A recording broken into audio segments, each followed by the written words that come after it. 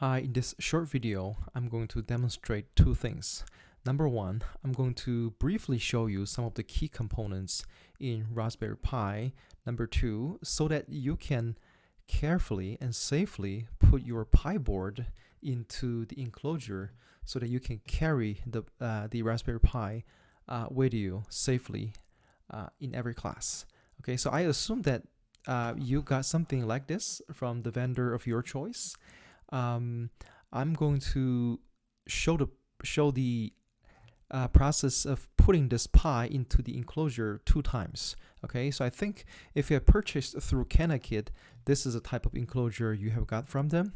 And if you, like me, also got a enclosure from Amazon separately, this is a different type of enclosure. So either enclosure is okay as long as it can hold the Pi board safely and securely. But let's start with this version.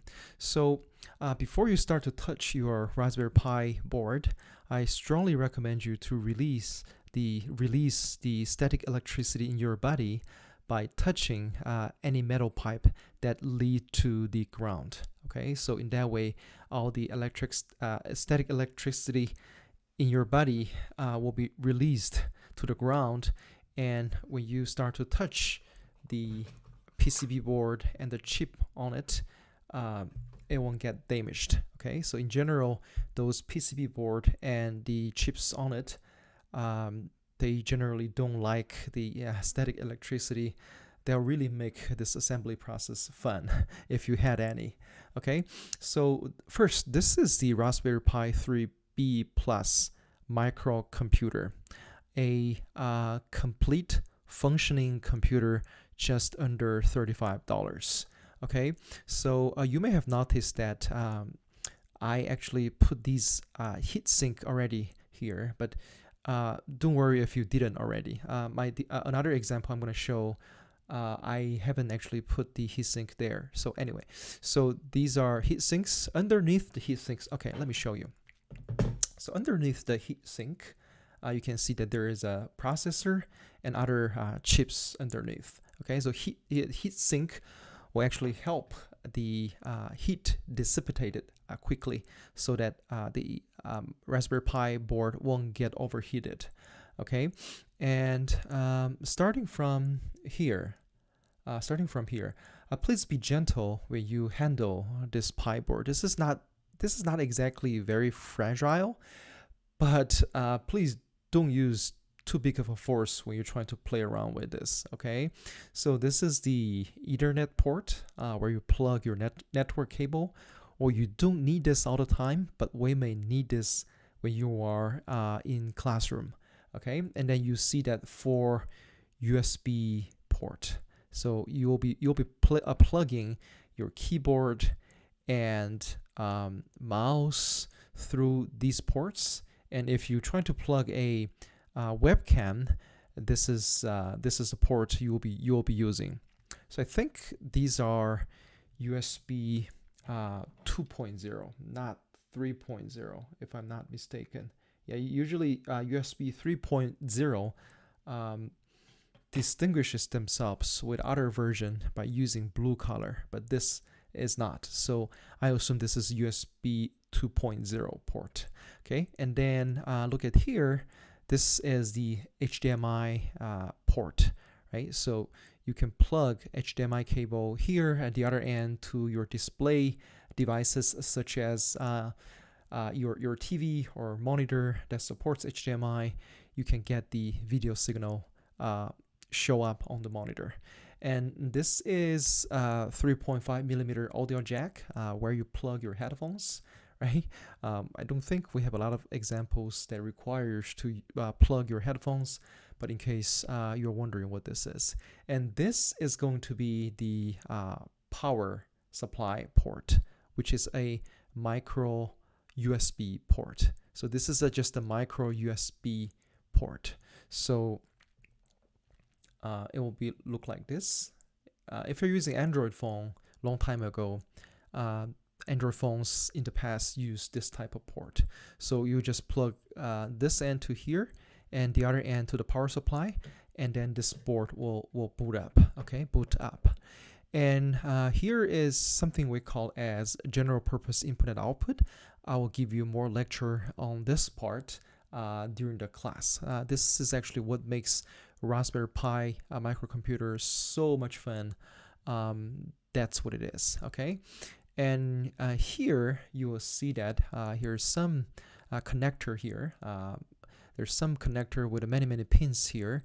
If you look at here closely, it says display. So Raspberry Pi, you can plug its own display. I think it's around 6, 7, 8 inches mini display. You can plug it here. Of course, you can also use HDMI as a display, but sometimes you want to carry your own display with Pi. This is where you plug that. Of course, it didn't come with. It usually don't come with package you purchase. You have to purchase it separately. And here another connector is where we plug the webcam. Okay, so because you probably won't have a chance to use this and this, so I just recommend you to just leave these as is. Okay, especially you can see that there is a very thin film covered to prevent dust from going in there. So I would just leave it as is. So I think I introduced pretty much all the major parts with a Raspberry Pi. So let's try to put this thing into the enclosure. All right. So this enclosure that came with a Cana kit, in my case, has 3 pieces. So this piece is the undercover, the base cover, right? So if you look at closely, when you try to put it here, you need to be careful. Okay, try to align all the ports to the right positions. Okay, so for example, I think I forgot to mention this. This is where your micro SD card will be inserted. Okay, so as you can see here, the enclosure actually left a hole for you to plug your micro SD card. So I assume that this is going to be the right direction to put this. Okay, when you try to align this, you will see that not only these two are aligned together, and I think you can also see that this part, okay, let me show you. This part can also supports your your HDMI port, so that it can fit in there snugly. So I'm just gonna drop it here, and then you don't really need to add much force. It's already fit in here snugly.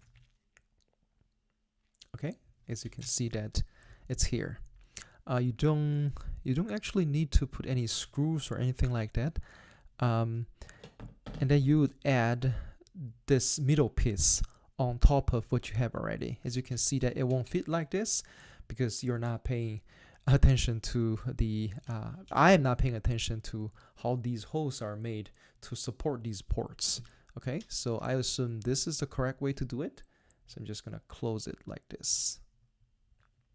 Okay, gently. I'm gonna do that gently. Always do this gently. Oops, sorry, I'm struggling. All right. Okay. So it's here in one piece. Okay. So if your package came with those heatsink, okay, it's probably a good time for you to put those heatsink here. In general, they come with at least two. One is bigger one, the other one is smaller one. You can put those heatsink. They usually have some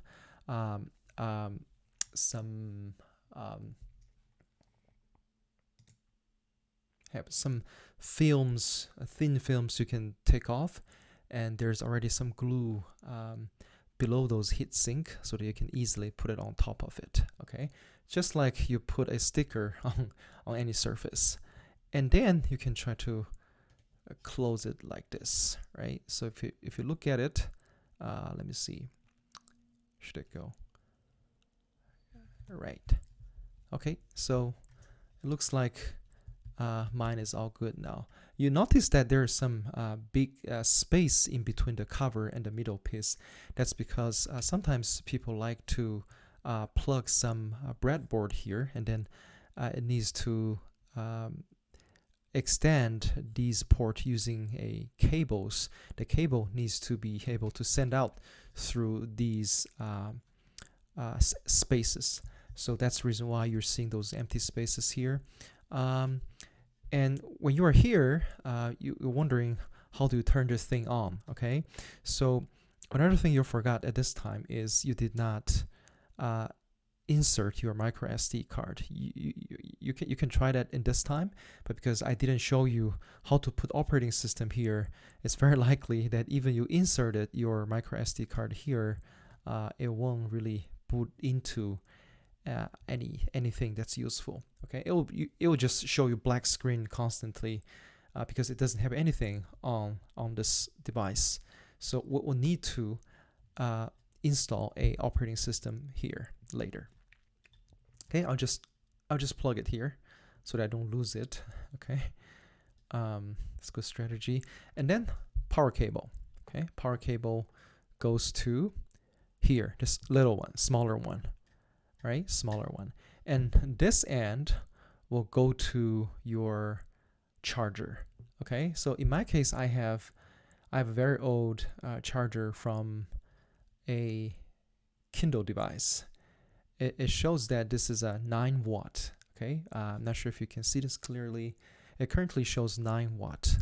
So ideally, you want to have a power adapter that can supply 12.5 watt or greater. Say if you have 20 watt, that's totally fine. If you have 65 watt, that's totally fine too. Okay, so it doesn't actually draw more power than it needed to function properly. So don't worry about having a too powerful power adapter.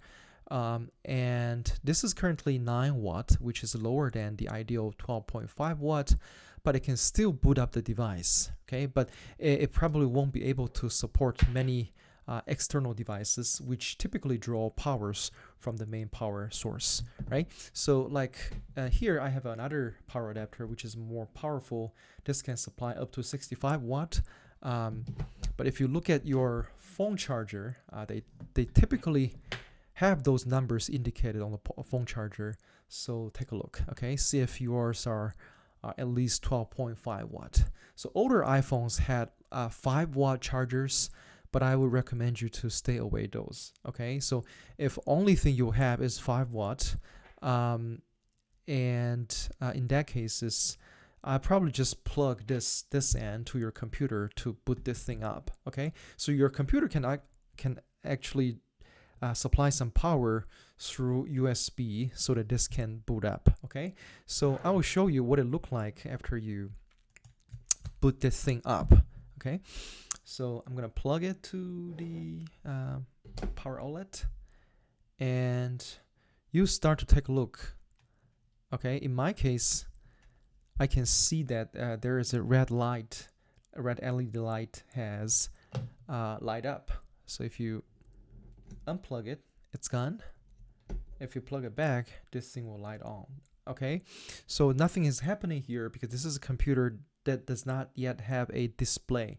So next thing you want to do is to connect Raspberry Pi board with a external display through HDMI cable. All right, that is going to be things you need to worry in next step, not now. Okay, I'm going to show that later.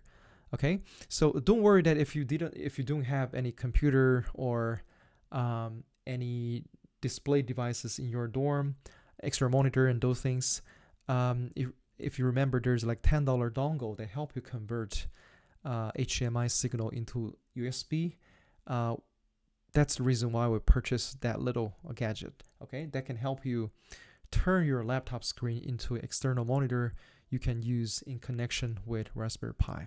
So this is the first round of explanation. I think I spent about, I'm not sure how long it is now, maybe around 15 minutes. Okay, so if you got it perfectly, which is great, if you need to see how you put that into the enclosure one more time, I can do that using this. Okay, so I purchased this separately from Best Buy, $35, and then this enclosure from Amazon, about $6-7. Okay, so this enclosure actually came with heatsink as well as some screws, right? Screws and some of the rubber foot, which I may or may not use those. You don't really need it. So the idea of Raspberry Pi is minimum expectation from the user.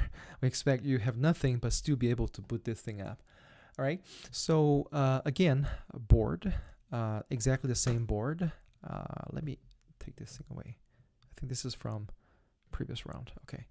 So in this case, you need to examine carefully, look at the shapes, how you can align those shapes and holes with the holes and ports in your Pi.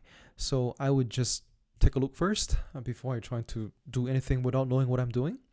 It looks like this, it looks like this is a right position to try to fit this thing in. Okay, so this also have some mechanism for secure the Pi board once this is inserted. So anyway, yours may be different, but in general, you'll be expecting something very similar. You hear the click. This is now secured inside of the bottom case. So I can just basically put it like this. But before I do that, I'm going to put the heatsink. As I said earlier, as you can see that you can just peel off just like a sticker. If you peel off, there's some adhesives here. You can put right on top the biggest chips you're seeing here. Right. Yeah, some people think this heatsink is optional because this isn't that powerful, so you don't really worry too much about the heat issue.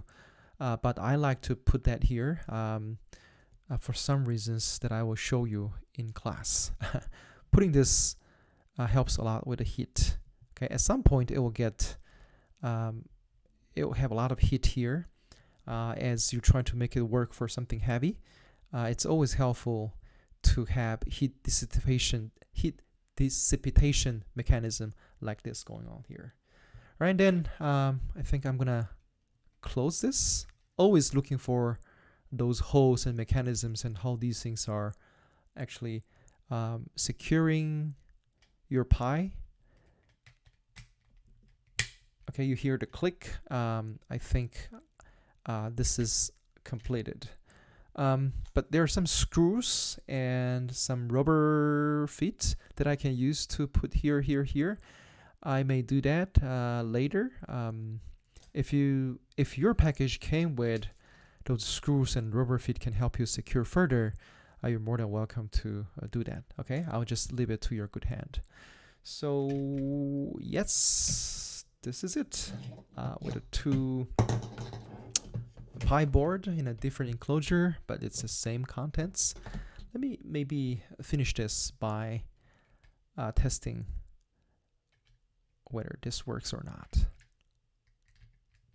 Oops. All right, you see, light up immediately. So I think this is good. I also have a micro SD card. So don't try to plug and unplug with the power on. Always unplug the power and then try to add your micro SD here. Yeah, I know it's kind of confusing in terms of direction, but I think this is the right direction. All right, plug it again. So some of you may worry that when I damage the Pi board by do code plug and unplug, like you're sort of expecting, because this is a computer, don't you have to turn it off internally using software and then unplug it just like we do with our laptop? but don't worry. And the Raspberry Pi is made in this way. Okay, I know that some of your packaging that came with a button in somewhere here can allow you to turn it on and off. That's basically the same thing with this. So the only way you turn on a Pi is by plugging it, and the only way to turn off your Pi completely is by unplugging the power. All right, so this is the end of the demonstration.